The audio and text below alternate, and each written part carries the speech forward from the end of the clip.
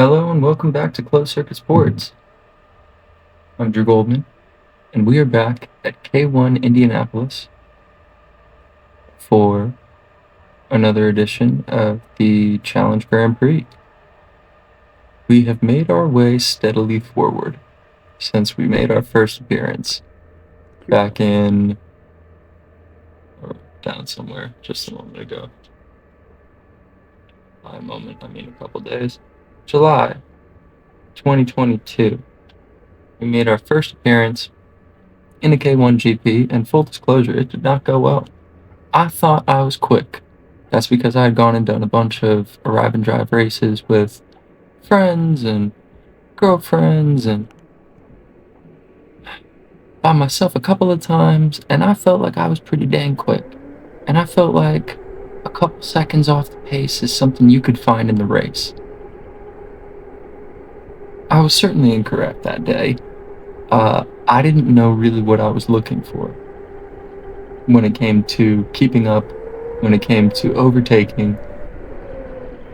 These things were all just straight up past me. They were better than me. Also, I hadn't properly practiced.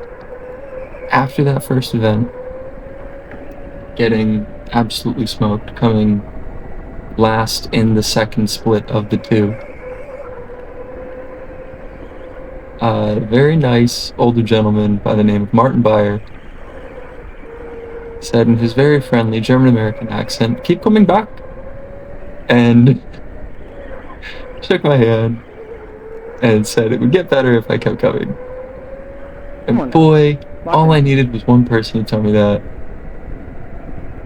It took about a year Too deep. Way too deep. to recover. Not recover. Develop. Say develop. Came back February of this year, having missed the first event due to, I'll call it a scheduling conflict. I think I just went to church that day instead, and I had forgotten that it was the weekend of the first one, and I don't know. But we'll see what we end up recovering to in the championship by the end of the year. We're not going to California or anything, or Vegas or wherever it is, the Nationals for K1. If we came top 3 in the championship, we would be going. But we're angling for top 10. And with it being our debut season, technically, of competition, given that I only did the one event and had a rude awakening, before I came back and started properly doing training, essentially. I had applied myself to the sim racing more thoroughly for that last year, to the point where I felt like I was getting proper reps finally. Now that we're here, though, I had to do a coaching session with my man Gabe, who we're passing just there on the right is the name of the flag, and the back straight.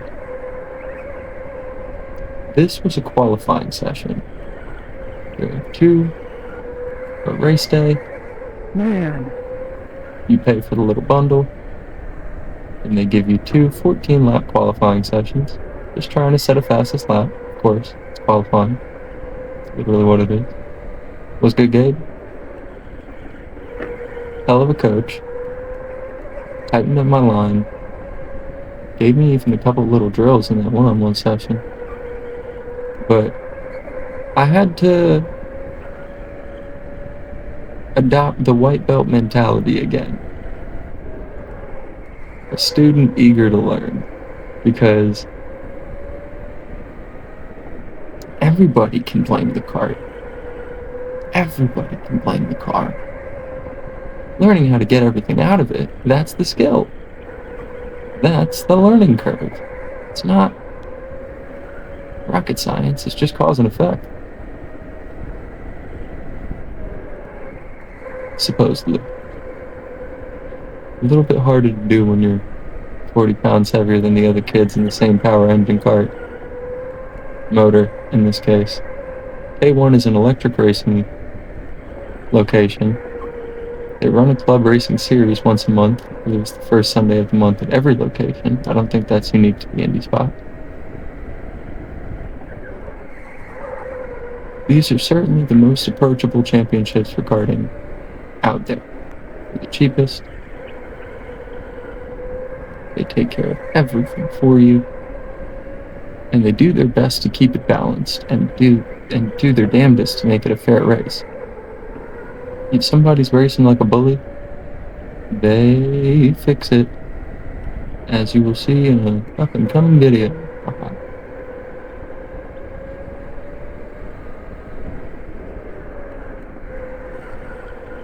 I was surprised that he was holding out the blue flag. I felt like it was for me. I don't think it was. It might be on the next lap.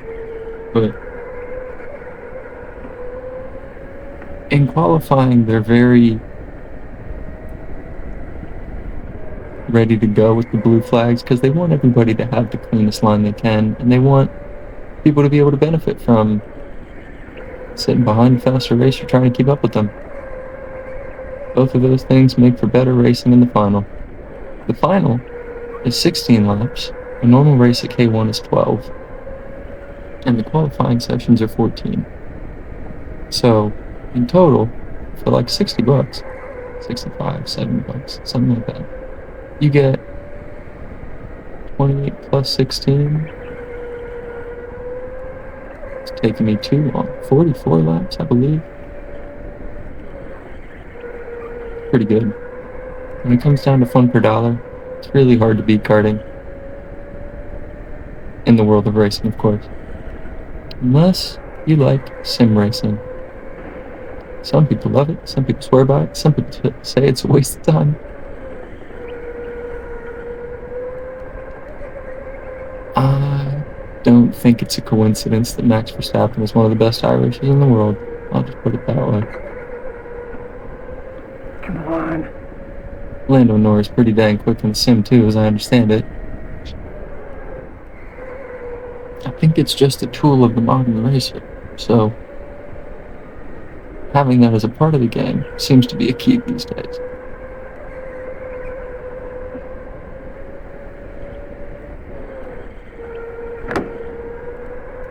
But until you pull up and see what real life competition is like, you're gonna be slow. You're not gonna be able to adapt in the real world as quickly from the sim as you think. It can be done.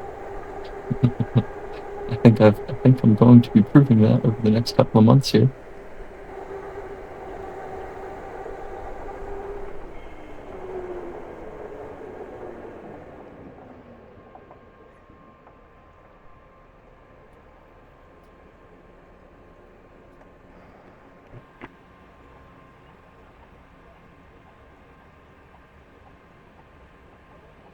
Nice.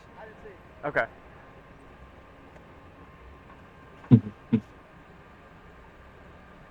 Thanks, Gabe. I didn't There are a handful of guys here who are about 40 pounds lighter than me. They race at 145, 150, 155. Your boy's 180. If he hasn't eaten. 185 if I'm feeling healthy. 190 if I've been out of town for work that week. So with them all being the same horsepower, or the kilowatt equivalent, and heavy carts initially in the first place, with my goon driving style, I love understeer. I have found the more I've learned about driving, the more I have learned I lean on the understeer.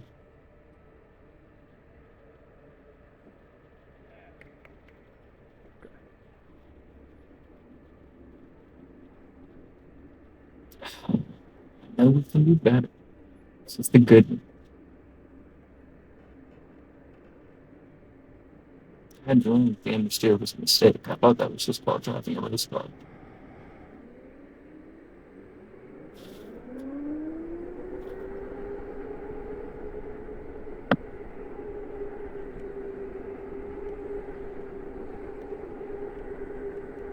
Fan just picked up. Great.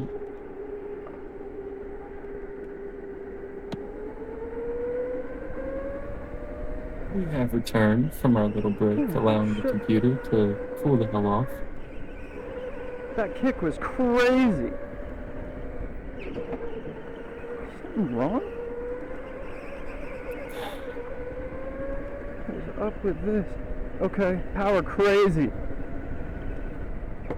Having gotten more consistent about attending these events, Holy literally shit. following all of them through February to, well, September's done and dusted. October's upcoming. This is the June qualifying, and I guess this is as good a time as any to talk about my consistent confusion when it comes to the cameras. I have a GoPro 7 that has never, ever worked under pressure. Every time that I have needed it to work, it has failed to do so. So I only use it, really, in the context of, it would be nice. And that is no fun. Lately, it has simply just decided to continue turning itself off, so something must be wrong with it. Damn. Which brings me to this point. I thoroughly enjoyed the Cambox V4 that I got. It's not the V4 Pro, it's the V4 Plus. I got it used. It's one of the panels is a little loose, and it's alright. It's pretty damn solid. I'm really glad that I figured out how to tip it down since this video. Just that extra 15 degrees. I didn't know that it had that. Read the manual when you buy something awesome, kids. Sometimes it can do things you didn't think it could do. But it has been a significant upgrade while also having its own headaches.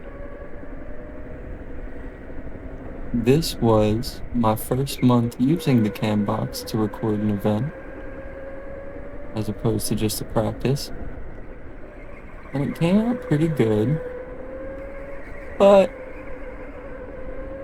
it didn't work when it needed to. It just wouldn't record during the race. So we have two lovely videos of qualifying prove that it can be done. But He's so fast. no race video this month. So And so understeery. What the fuck? I How's think it the both? July one is. I think the July one was there. We'll have that one coming for you, I think. I'm gonna have to double check on all those video files, because what happens from time to time is that it'll act like it's filming, and then I'll get back home and it'll say that that video is a corrupted file. And that is one of the most frustrating things I've experienced since the cartridge days. Video games. I'm talking Pokemon Ruby and this. Alright? Like, PlayStation 2 memory card. And, please don't turn this off while it's saving. Kind Got of it. erg. I don't know if that's even what happened. I assume so. So, it hasn't happened quite so often since. But this past month, we're gonna have a bit of a gap file, Come because on, wait, it didn't start recording when it was supposed to. Or rather, restart recording when it was supposed to. But Feel who better. that has made it this far in this video would care to hear my gripe about cameras? I don't know. I appreciate you for listening though. This is kind of what I meant when I said the production value of these videos was going to come up pretty quick. We're going to get a title card here. We got a couple of affiliate links and sponsors that are coming to you shortly.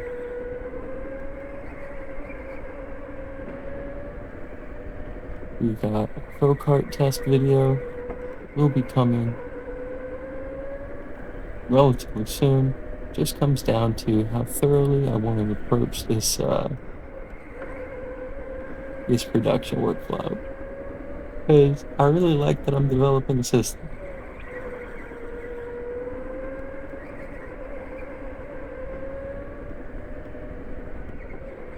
This is kind of a behind the scenes video of how to get good. I ain't gonna lie. Because do practice here. Do take the qualifying seriously here. I had to learn to do so because it's hard to Go, take go, these go, go, go. carts seriously. We're kind of racing around a garage here, racing on a concrete basketball court. Zero elevation change. It's absolutely flat here. 25-second lap. A little quicker if you do it perfect. A little longer if you're me. But we're within a second.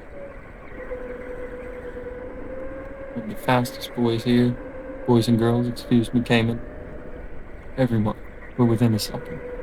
It's just a matter of that final half second that I'm normally within. Normally about a half second off the pace here. No, During no. the race, Go, go, probably go. less.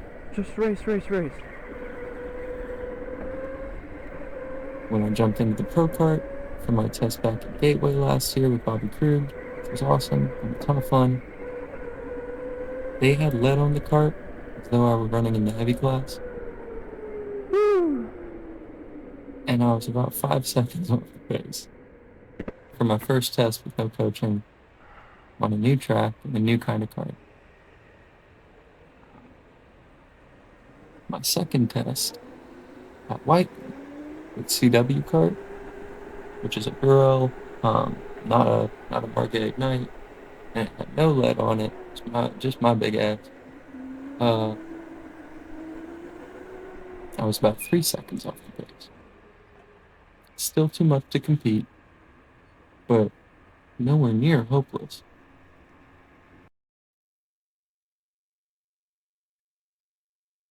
So now that we've had two tests of a 206, the first in a Market Ignite in St. Louis, the second in a BRL at Whiteland, and a third that we'll call a team practice in that same BRL at Whiteland Raceway Park. Talking about next season, talking about what we might do after Daytona, where I'm going to be running in the AEKC. It's the only event of that season that I ought to be running, I think, unless something unforeseen happens. I'm really looking forward to that trip. I think that's going to be a lot of fun. We're trying to kind of ramp up for that event in a way that won't embarrass me or get me embarrassed. But I also mean that in the sense of trying not to bite off more than I can chew. Trying not to race out of my shorts every time I'm on the track. Because it's really fun, but it gets you in trouble. You gotta think some purple thoughts. No red driver, no blue driver, purple driver. That's how we win the day. Uh, you just want to represent yourself well. And I, having never raced in a 30 horsepower kart before, stepping into an electric 30 horsepower kart is going to be an amazing challenge that I'm going to have a blast attempting. It's a big gamble though. So really, I ought to race at least once in 206 as I complete this K1 championship. Let's see where I finish in that for the season. I'm going to try and get at least one or two of these 206 races in. I'm going to try to test a KA100, which I only have experienced in Kartcraft to this point in time. VR, direct drive, but I know now, not the same. In any way, the same. Close. Most you are.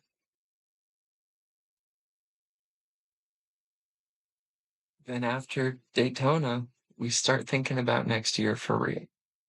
Whether it's going to be a license, whether it's going to be another earnest go at a K1 championship, whether it's going to be some combination of championships regarding Whiteland Raceway Park and Newcastle Motorsports Park, technically, perhaps. We shall see. These carts are freaking expensive, man. Sim racing is so cheap comparatively. It's uh, staggering. As a man who works full time, the concept of putting half a check down on a weekend is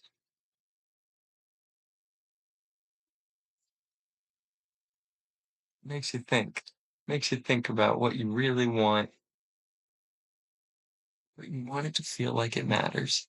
And I, having never been a big gambler, want to experience putting some chips on the table and getting a dope experience and a dope story out of it.